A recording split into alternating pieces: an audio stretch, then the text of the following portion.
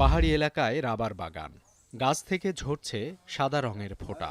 বিশেষ পাত্রে জমা হওয়ার পর তা সংগ্রহ করেন শ্রমিকরা। এরপর নানা প্রক্রিয়ায় তৈরি হয় রাবার। পাহাড়ি অঞ্চলে রাবার তৈরির এই রীতি চলছে যুগের পর যুগ। পার্বত্য জেলা বান্দরবানের লামা, আলীকদম ও নাইক্ষ্যংছড়ি উপজেলার বিস্তীর্ণ এলাকার উঁচু নিচু ভূমিতে চাষ হয় রাবার গাছ। এখানকার মাটি ও আবহাওয়া উপযোগী হওয়ায় উৎপাদনও ভালো হয়। তবে ন্যায্য দাম না পাওয়ায় লোকসানে চাষি ও বাগান মালিকরা। সরকার কর্তৃক যে রেটটা রয়েছে সেটা কিন্তু বর্তমান আমাদের যে পার্বত্য এলাকায় এখানে কিন্তু আমরা পাচ্ছি না। যে উৎপাদন হয় বর্তমানে রাবার বিক্রি করে কোনোভাবেই কর্মচারীদেরকে বেতন দেয়া এবং নিজেরা উৎপাদনের খরচ পুষিয়ে তোলা কোনোভাবেই সম্ভব হচ্ছে না। দামগুলি খারাপ দেখাচ্ছে।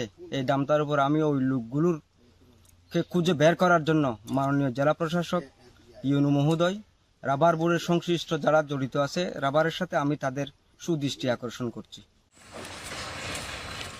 গাছ থেকে সংগ্রহ করা কাঁচা মাল থেকে তৈরি প্রতি কেজি রাবারের দাম বাজারে 288 টাকা হলেও চাষিরা পাচ্ছেন মাত্র 150 থেকে 160 টাকা। এতে উৎপাদন খরচ মেটাতেই হিমশিম অবস্থা চাষি ও ক্ষুদ্র ব্যবসায়ীদের। ফলে রাবার চাষে কমছে আগ্রহ। কর্মহীন হওয়ার শঙ্কায় রাবার শিল্পের সাথে জড়িত শ্রমিকরা। বিষয়টি নিয়ে প্রশাসনিক উদ্যোগ নেয়ার কথা জানিয়েছেন উপজেলা নির্বাহী কর্মকর্তা। প্রত্যক্ষ এবং পরোক্ষভাবে অনেক লোকেরই জীবিকা এখানে জড়িত আছে। এখানে এখন ওনারা যেসব ওনাদের সমস্যাগুলোর কথা তুলে আমাদেরকে স্মারকলিপি দিয়েছেন, এই শাস্তি আমাদের মাননগর জেলা প্রশাসক মহোদয় বরাবর ফরওয়ার্ড করে দিব। জেলায় 15,000 একরের বেশি ভূমিতে চাষ হয় রাবার।